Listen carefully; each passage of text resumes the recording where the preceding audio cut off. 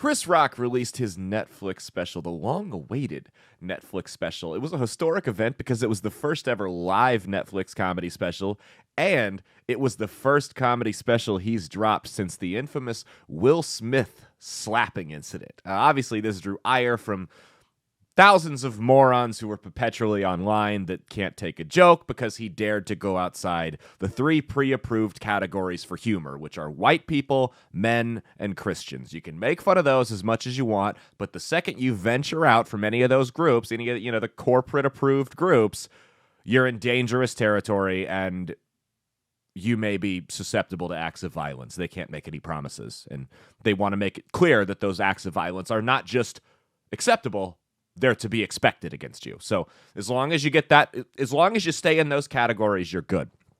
Before we get any further into this, follow my socials. Caleb Isn't Funny on Twitter and Instagram. Caleb Salvatore Comedy on TikTok. Subscribe to this channel here. Like, turn the notifications on, and share around if you're feeling generous. My show, That's Based. The new episode dropped yesterday. It's on Rumble, Spotify, Spreaker, Apple Podcasts, and iHeartRadio. You can go to outlawstreamers.com to learn more. Again, that's Based with Caleb Salvatore. They don't let us post the full episodes here on YouTube. We do post clips, though. If you go listen to the full episode, you'll see why. Trying to keep, like I said, if you want to win the game, you got to be on the field, right? Trying to stay on the field, so we got to be very selective with what we post to YouTube. It is what it is. I'm on their platform. I'll play by their rules. I think their rules are dumb, but who cares? Now, obviously, this special was going to upset a lot of folks because you had a lot of, can we just say it, morons defending Will Smith from the get-go when this whole thing happened.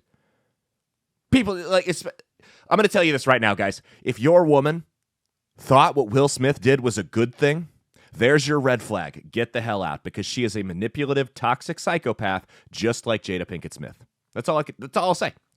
I can tell you right now. We've even had the discussion. If a comedian on stage made a joke that upset my fiance, and I walked on stage and smacked him, she would be way more mad at me than she was at him. In fact, she wouldn't even be thinking about him. She would be thinking about the embarrassment that I just caused her. That I'm an emotionally unstable prick or pussy whipped. One of the two. I don't know. It's like I said, if your woman said, well, Will Smith did the right thing, I would expect my man to assault someone if they made a joke at my expense. Run, because that woman's going to get you thrown in jail, bro. There's all kinds of men. The prisons are filled with men in prison. The prisons are filled with men who were defending the honor of their woman, right? Don't be one of them. Run. Now, that's not to say that you shouldn't stand up for her. If we're at the bar or a club or something like that, and someone makes a remark to my girl, I'm going to turn around and say something to him. If that escalates to I'm not just going to, there's a difference between a comedian saying something that's clearly a joke and someone harassing you in public, right? I'm going to turn around and say something to him. If he wants to escalate things further, then that's completely his prerogative, okay? If that's how he wants to do that, that's entirely up to him. He's the one that chose violence there. I'm never going to initiate violence, right? Like, I carry a gun where it's legal, right? I'll be clear. I have a concealed carry permit. I carry a gun where it's legal. I'm on the road a lot for comedy and stuff, so I have to. I have a gun on me. I don't want to travel without one. I've been in too many situations where I wish I had a gun to not carry one. So we'll just put it that way. I carry a gun. I've trained in jiu-jitsu and things like that, and I'm very much in control. I'm never going to initiate violence. You're never going to piss me off to the point where I'm going to hit you. It's just not going to happen. But I have no problem taking it there if that's what we're going to do. And that's how men should be. It's because I've said it a million times. A man whose first resort is violence, who immediately just resorts to violence, is just as worthless as a man who will not resort to it under any circumstances. Those two people are worthless for different reasons, right? And I've gone into that ad nauseum on my show, That's Based. Every Saturday, Rumble, Spotify, Spreaker, iHeartRadio, and Apple Podcasts. But I think what it boils down to is something much bigger.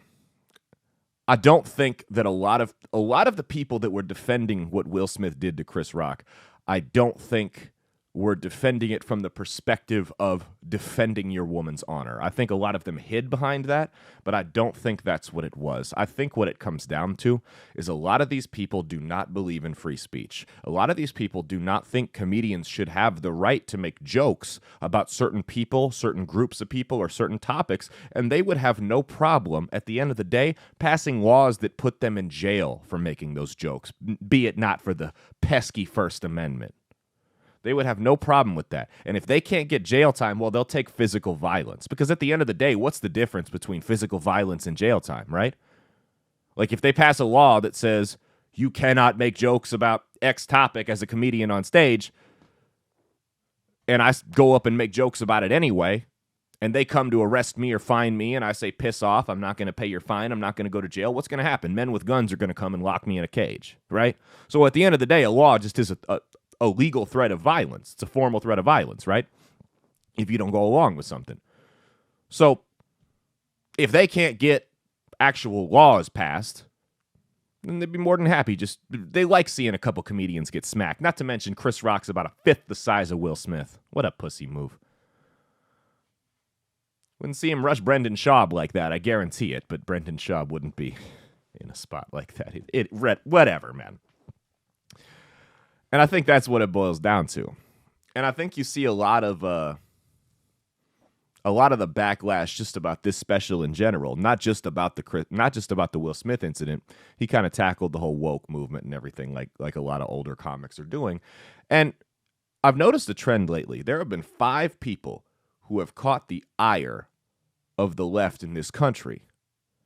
Okay, that's in like the last 2 weeks. It's Russell Brand, J.K. Rowling, Woody Harrelson, Chris Rock, excuse me, and Jon Stewart.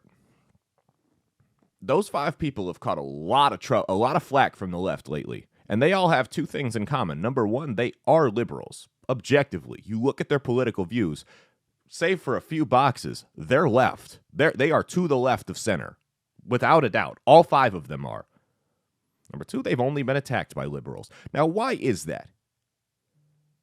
My theory behind this, and let me know in the comments what you think. Maybe you disagree. My theory behind this is the left, people on the left resent the J.K. Rowlings, the Chris Rocks, the Woody Harrelsons, the Bill Maher's, the Jon Stewarts, the Russell Brands, those types of people, the Dave Chappelles. They resent those people because they are a reminder of when it was cool to be a liberal.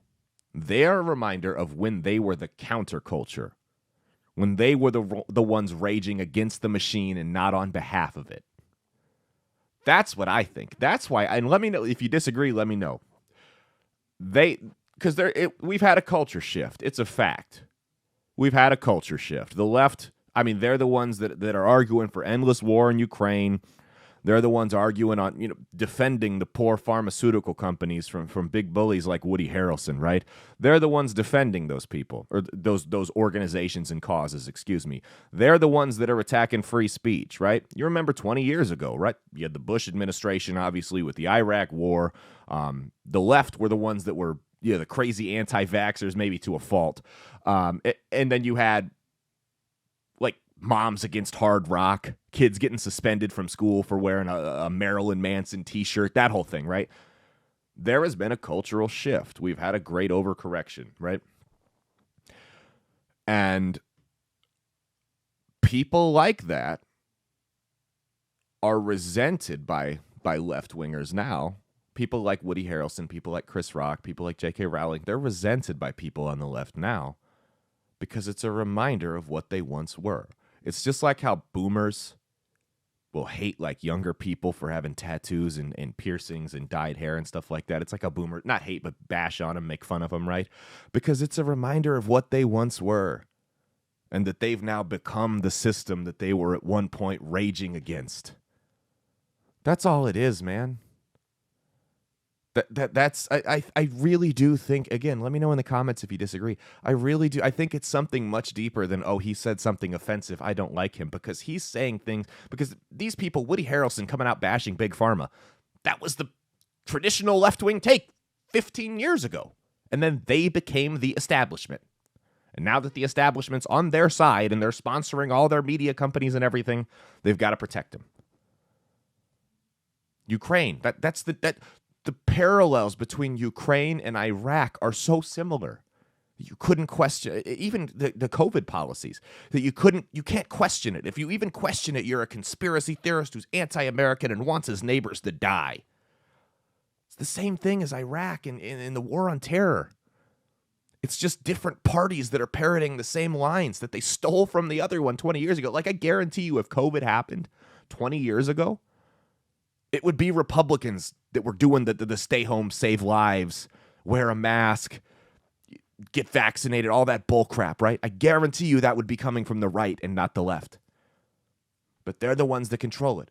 They're the ones that control the culture now. They're the ones that control the media. They're the ones that control the banks. And when I say they, I'm talking about people with left-leaning ideologies. I know when I say control media and control the banks, we can start getting into dangerous conspiracy theory land there. I'm not talking about the Jews. I want to make that clear.